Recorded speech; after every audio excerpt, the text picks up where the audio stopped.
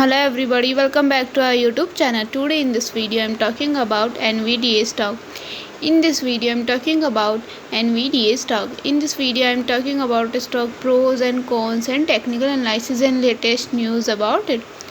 Stock is trading at 474.94% US dollar with 2.22% positive in a day.